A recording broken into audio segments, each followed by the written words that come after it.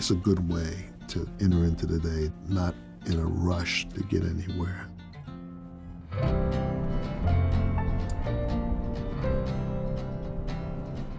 In the morning, what Arlene and I, we typically do is we get up and we leave the house and we drive, a nice morning drive, taking our time, working our way into the day quietly together. We may not say anything to one another, we may notice something on the river, or we may point something out, but it's usually a very meditative, contemplative, slow drive. It's that drive that really sets the tempo for our work that we do in the studio.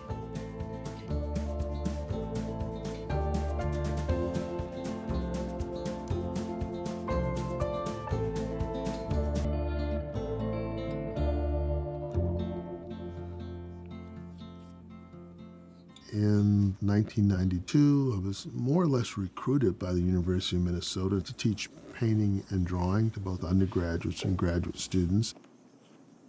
I've been making art for 40 years. 40 years ago, I consider myself, I guess, a figurative artist, a representational artist, and over the decades, my work has moved from figuration and representation to, I guess, a more abstract genre. The school that I trained in, the Pennsylvania Academy of Fine Art, it was modeled after the European traditions of figurative and observational work. So I think it was the age 24 that I started to look for my voice instead of my work, sort of representing the way that I was trained and who taught me.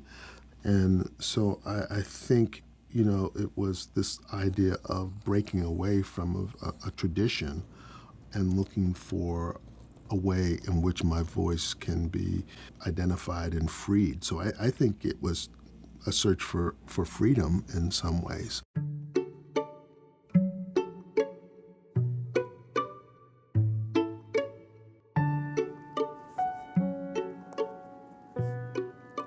There's an operation that happens in the process of the work, that I don't fully understand or comprehend. I do something and then I respond to it, and then that leads to something else. So you're kind of in the moment when you're making these kind of decisions.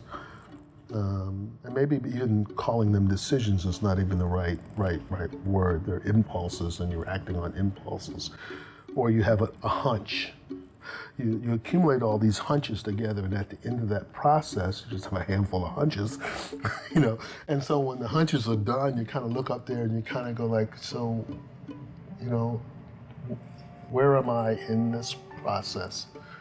But that is my voice in there somewhere.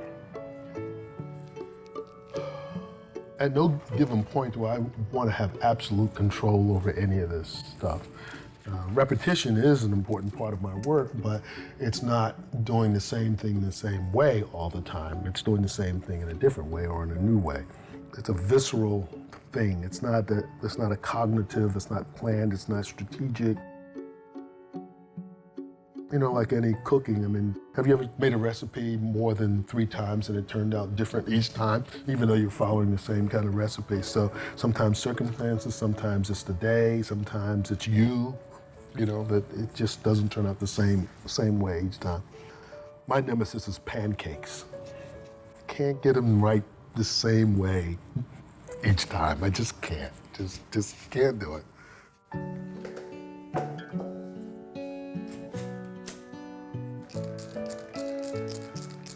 I'd rather be interested in things that I don't know and understand, because that can fill a universe, as opposed to the things that I do see and understand, which is about that much. But out there's a world of possibilities, impractical things, things beyond my hope and understanding. I'm fascinated by the things that I don't understand.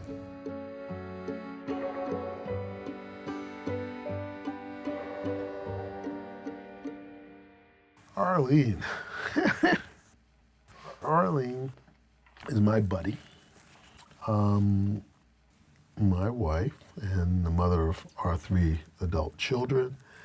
It seems like she and I met when we were only children, although we didn't know each other growing up. But we met in art school in our early 20s, and so we got married very young. And our work has sort of, the trajectory has been on parallel tracks, but they've been close, very close at times. And sometimes other people can kind of see the relationships or the connections between our work perhaps more than we can see them.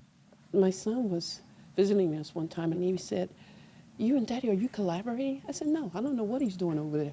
He said, "But from what I see in both your studios, you look like you're collaborating." And I said, "Wow, you know." But it's a part of growing together. You know, when we show together, you can see there's a separation, but then you can see there's an underlining tone, a tie that sort of binds us together. And it's a good thing. It's a good thing.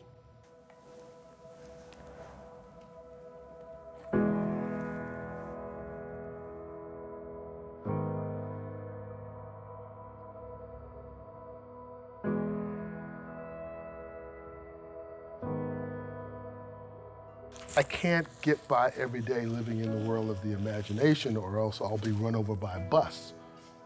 So I have to live in the world of reality. So I did that when I was 22 years old, you know. So I'm very much grounded in things that I could see and things that I can understand and interpret. So abstraction is not necessarily something that I was interested or knowledgeable about. Actually, when I was in my 20s, I thought it was really fraudulent work, you know, because I couldn't see the skill in it.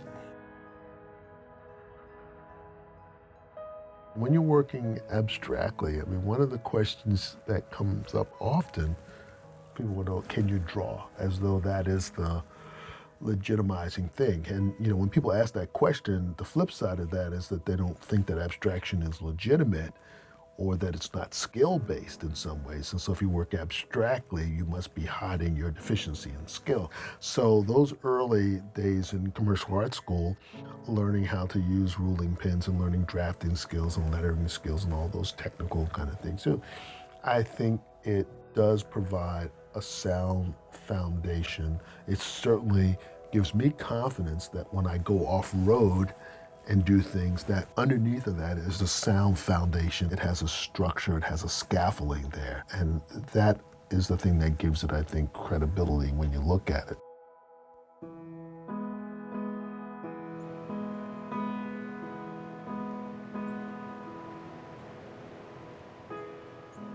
It may be impossible to define in any sure way what art is. I think everybody will have a different definition of art.